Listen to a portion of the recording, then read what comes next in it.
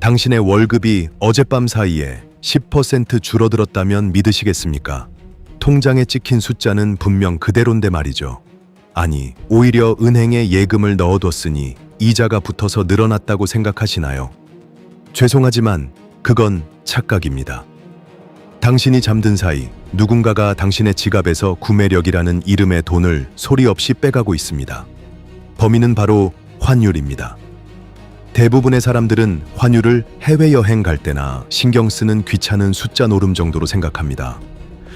어차피 나는 한국에서 원화로 월급 받고 콩나물 국밥 사 먹는데 환율이 무슨 상관이야? 라고 반문하실 수도 있겠죠. 하지만 이것은 경제적 자살 행위나 다름없는 아주 위험한 생각입니다. 상식은 틀렸습니다. 우리가 믿어왔던 성실한 저축은 인플레이션과 환율 상승이라는 거대한 파도 앞에서 무기력하게 부서지는 모래성일 뿐입니다. 오늘 이 영상은 단순히 경제 상식을 전달하는 시간이 아닙니다. 당신의 자산이 녹아내리는 것을 막을 방패, 그리고 남들이 비명을 지를 때 조용히 미소 지을 수 있는 무기를 쥐어드리기 위한 생존 지침서입니다. 지금부터 당신의 돈을 지키는 진짜 경제 이야기를 시작합니다. 우리는 흔히 1달러에 1,000원을 표준이라고 생각하는 경향이 있습니다. 하지만 그 시절은 이미 끝났을지도 모릅니다. 환율이 1,300원을 넘어 1,400원을 위협한다는 뉴스 지겹게 들으셨을 겁니다. 그런데 이게 왜 내 문제일까요? 한국은 에너지를 100% 수입하는 나라입니다. 우리가 쓰는 전기, 가스, 그리고 매일 먹는 밥상 위의 식재료까지 사실상 달러로 사오는 것이나 마찬가지입니다. 환율이 20% 오르면 수입 물가는 그 이상으로 폭등합니다. 기업은 원가 상승분을 가격에 반영하고 결국 그 청구서는 고스란히 소비자에게 전가되죠. 월급은 3% 올랐는데 물가가 5% 오르면 실질 임금은 삭감된 겁니다. 이걸 보이지 않는 세금이라고 부릅니다. 더 무서운 건 자산시장입니다. 외국인 투자자 입장에서 생각해 보십시오. 그들이 보기에 한국 주식은 원화 자산입니다. 환율이 오르면, 즉 원화 가치가 떨어지면 그들은 가만히 있어도 앉아서 손해를 봅니다. 그러니 어떻게 하겠습니까? 팝니다. 한국 주식을 팔고 달러로 바꿔서 떠납니다. 외국인이 떠나면 주가는 폭락하고 개미들의 계좌는 파랗게 질립니다. 이것이 바로 환율이 오를 때 주가가 힘을 못 쓰는 구조적 원인입니다. 우리는 시스템적으로 불리한 게임을 하고 있는 겁니다. 그렇다면 이 환율은 도대체 누가 정하는 걸까요? 시장 논리? 물론 그렇습니다. 하지만 더 깊은 곳에는 미국 연방준비제도라는 거인이 있습니다. 미국이 자국의 인플레이션을 잡기 위해 금리를 올리면 전 세계의 돈은 자석에 이끌리듯 미국으로 빨려 들어갑니다. 이걸 부의 이동이라고 합니다. 미국은 자신들의 인플레이션을 전 세계로 수출하고 그 고통은 고스란히 신흥국들이 나눠 가집니다. 1997년 IMF 외환 위기를 기억하십니까? 그때도 시작은 달러의 이동이었습니다. 국가의 펀더멘털이 아무리 튼튼하다고 외쳐도 썰물처럼 빠져나가는 달러 앞에서는 속수무책이었습니다. 지금의 상황도 그때와 묘하게 닮아 있습니다. 환율 전쟁은 총성 없는 전쟁입니다. 각국은 자기 나라의 화폐 가치를 조절해 수출 경쟁력을 높이거나 물가를 잡으려고 치열한 수싸움을 벌입니다. 이 거대한 고래들의 싸움터에서 아무런 보호 장비 없이 맨몸으로 서 있는 것이 바로 여러분 원화 채굴자들입니다. 열심히 일하면 잘 살 수 있다는 말은 반쪽짜리 진실입니다.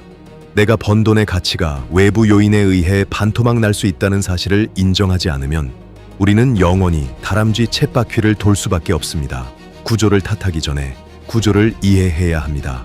그렇다면 이 난세 속에서 진짜 부자들은 어떻게 움직일까요? 그들은 환율을 맞추려고 하지 않습니다. 대신 대응합니다. 그들의 포트폴리오에는 항상 원화와 달러가 공존합니다.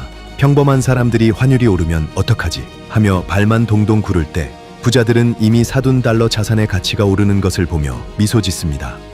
이것이 바로 자산 배분의 핵심입니다. 한국 부동산이 폭락하고 경제 위기가 닥치면 안전자산인 달러 가치는 폭등합니다. 즉 달러는 단순한 투자 상품이 아니라 내 전 재산이 붕괴하는 것을 막아주는 가장 강력한 보험인 셈이죠. 그들은 위기를 세일 기간으로 활용합니다. 환율이 급등해 원화 자산 가격이 헐값이 되면 고평가된 달러를 팔아 헐값이 된 부동산과 우량 주식을 쓸어 담습니다. 남들이 공포에 질려 투매할 때 그들은 시스템의 룰을 이용해 부를 증폭시킵니다. 이것이 자본주의 게임의 승자 독식 원리입니다.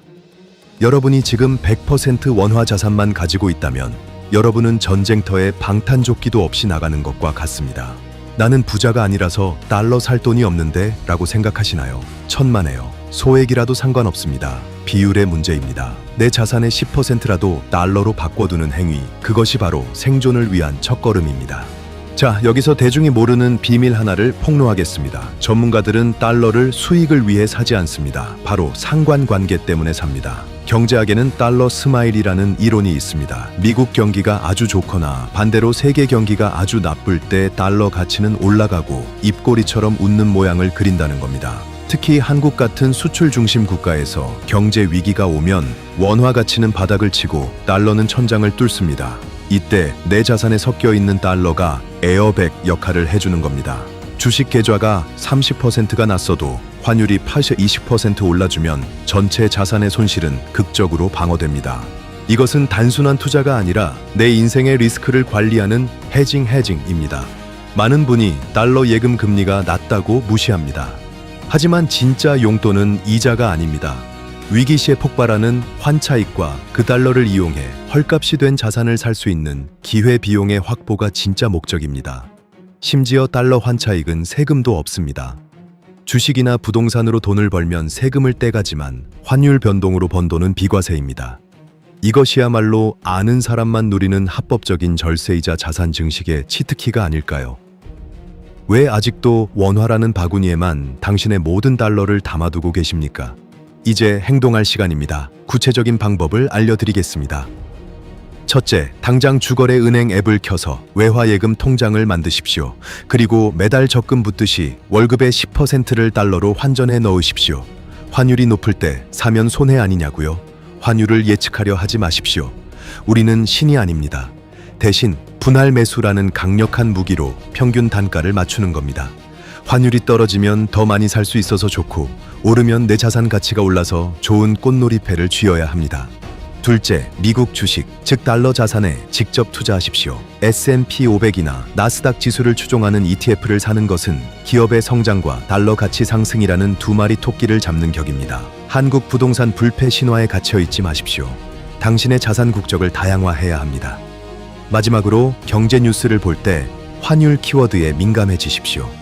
환율이 1,350원을 넘어 급등한다는 소식이 들리면 공포를 느낄 게 아니라 이제 기회가 오고 있구나 라고 생각하는 역발상이 필요합니다. 준비된 자에게 위기는 기회지만 준비되지 않은 자에게 위기는 그저 재앙일 뿐입니다. 물론 주의할 점도 있습니다. 무리한 환칙이나 레버리지 투자는 금물입니다. 제가 말씀드리는 건 투기하라는 게 아닙니다. 내 삶의 안전판을 만들라는 겁니다. 보험을 들 때 사고가 나기를 바라고 드는 사람은 없죠. 달러 투자도 마찬가지입니다. 경제가 평화롭기를 바라지만 만약의 사태에 대비해 내 가족을 지킬 구명조끼 하나쯤은 장만해 두자는 겁니다. 그것이 가장 가장 현명한 투자자의 태도입니다. 자, 이제 결론을 내리겠습니다. 투자의 정의를 다시 써야 할 때입니다. 투자는 단순히 돈을 불리는 저축업이 아닙니다. 거대한 파도 속에서 내 배가 뒤집히지 않게 키를 잡는 대응업입니다. 환율은 그 파도의 높이를 알려주는 가장 정직한 계기판입니다. 이 계기판을 무시하고 항해하는 선장은 자격이 없습니다. 오늘부터 여러분의 자산 포트폴리오를 점검해 보십시오. 원화라는 엔진 하나에만 의존하고 있지는 않습니까? 세상은 넓고 돈의 흐름은 국경을 가리지 않습니다. 우물안개구리가 되지 마십시오. 환율을 공부하고 달러를 이해하고 자산을 배분하는 것. 이것은 부자가 되기 위한 선택사항이 아니라 생존을 위한 필수 과목입니다. 오늘 이 영상이 여러분의 경제적 시야를 트는 계기가 되었기를 바랍니다. 가만히 있으면 아무것도 변하지 않습니다. 아니, 도태됩니다. 지금 당장 당신의 돈을 지키기 위해 움직이십시오. 눈높이 경제 시선이었습니다.